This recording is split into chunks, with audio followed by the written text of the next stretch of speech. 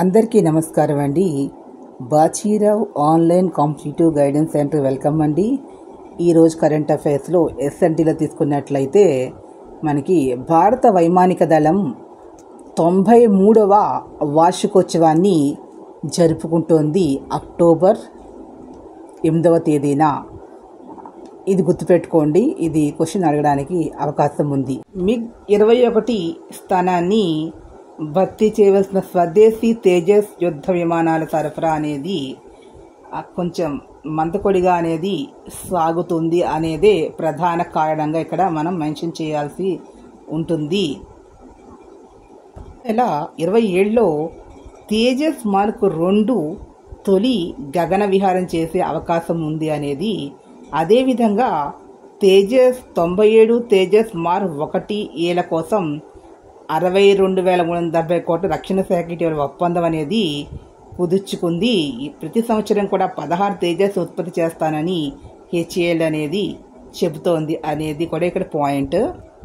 వాయుసేన ప్రధానంగా తేజస్ మార్క్ 2 5వ తరం యుద్ధ విమానం అడ్వాన్స్డ్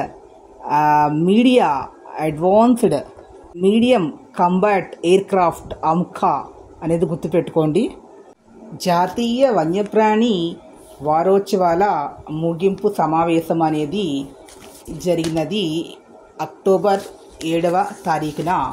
ఇక్కడ తీసుకున్నట్లయితే ప్రపంచవ్యాప్తంగా జీవజాతులు కనుమరుగవుతున్నాయి. కారణం ఏమిటి అనేది క్వశ్చన్ ఫ్రేమ్ చేస్తే మితిమీరిన వేట, వినియోగము, వాతావరణ మార్పులే వన్యప్రాణుల యొక్క ఆవాసాలు దెబ్బతినడానికి కారణం అనేది మనం మెన్షన్ చేయాల్సి ఉంటుంది కెనడికల్ క్వశ్చన్లో.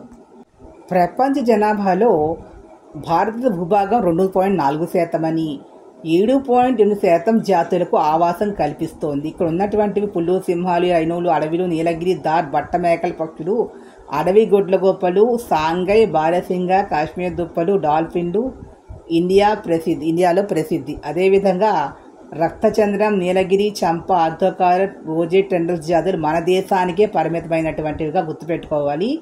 దేశంలో 1000కు పైగా వన్యప్రాణ రక్షిత ప్రాంతాలు అయితే ఉన్నాయి. కానీ మొత్తం భాగంలో వీటి విస్తీర్ణం మాత్రం కేవలం 5.5%.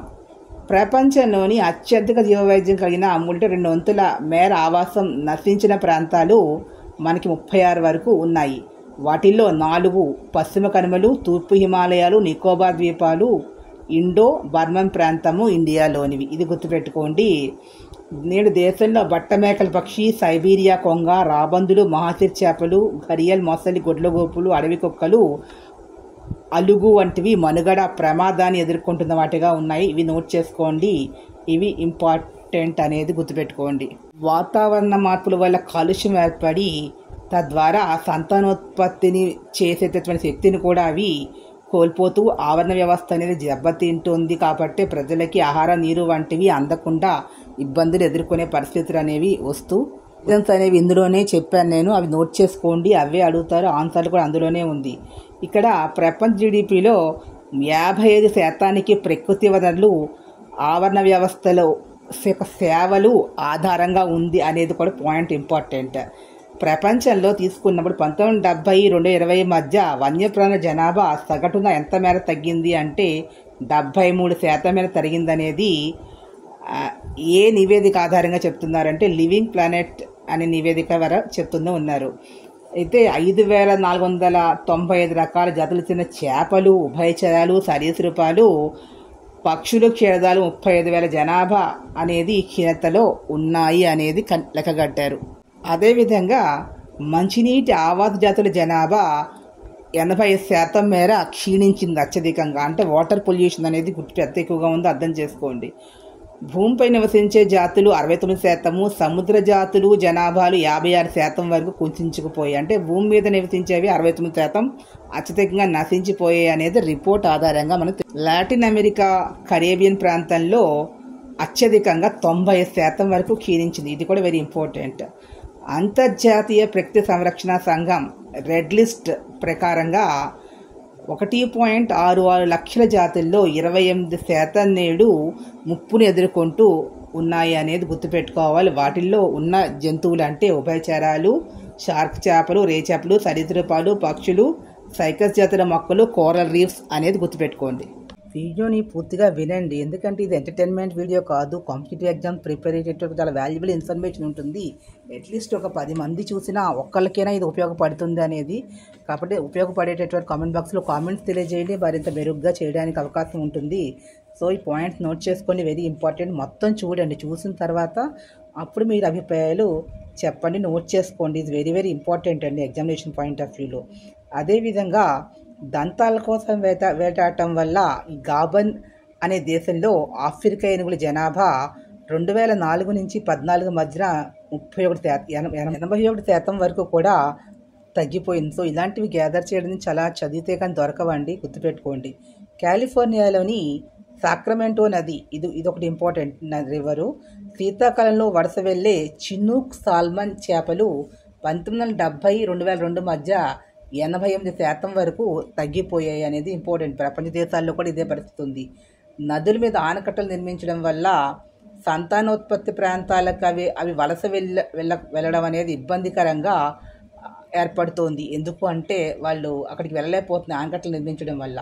అంటే అక్కడ వాటర్ అనేది ఉండటం లేదు. కాబట్టి ఉష్ణోగ్రత అనేది 1.5 డిగ్రీల సెంటీగ్రేడ్ పెరిగితే 70-90% కోరల్ రీఫ్స్ నశించిపోతాయి. అంటే వేడి పెరుగుతున్న కొద్దీ కూడా ఈ కోరల్ రీఫ్స్ అనేవి నశించిపోతాయి అనేది ఇక్కడ పాయింట్ గుర్తుపెట్టుకోండి. అప్పుడు వీటి మీద ఆధారపడిన జీవులకి మనుగడ అనేది ప్రశ్నార్థకంగా మారడం వల్ల ఉపాధి కోల్పోతుంది. ఆర్థిక సామాజిక స్థితిగతుల మీద ప్రభావం కూడా చూపిస్తోంది. ఆహారం, ఉపాధి, సాగరాలపై ఆధారపడ్డ కోట్ల మంది పెరగడం వల్ల ఉపాధి అవకాశాలు కోల్పోతాయి, అనారోగ్య పరిస్థితులు ఏర్పడతాయి, జీవుల యొక్క వాళ్ళ మనుగడ కూడా ప్రశ్నార్థకంగా మారుతుంది అనేది కూడా. అడవిలో పండ్లను తినే జంతువులను వేటాడటం వల్ల విత్తన వ్యాప్తి అనేది ఆగిపోతుంది, విత్తనాలు అనేవి ఆగిపోవడం అనేది జరుగుతుంది. భారీ వృక్షాల సంఖ్య తగ్గిపోవడం వల్ల అడవులకి కర్బన శోషణ శక్తి అనేది క్రమేణా క్షీణించిపోతుంది.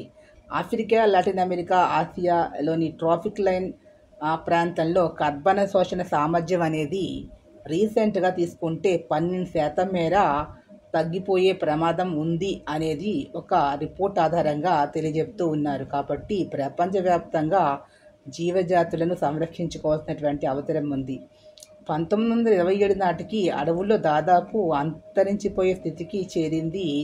పెద్ద ఎత్తున పునరుత్పత్తి జాతి పునఃప్రవేశ కార్యక్రమాలు పెట్టడం వల్ల 2020 నాటికి సంఖ్య 6,800 చేరింది.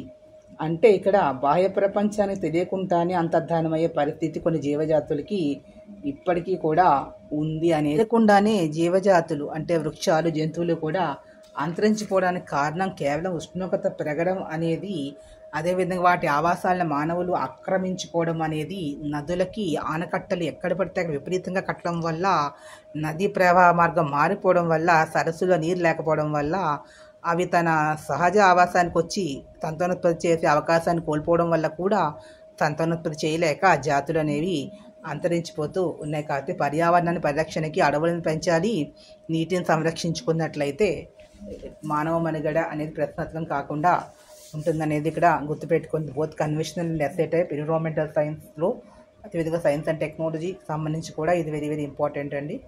సో ఈ వీడియో మీకు నచ్చినట్లయితే please subscribe my channel. Thank you to all. మరిన్ని కొత్త వీడియో ముందుకు వస్తాను. Thank you to all.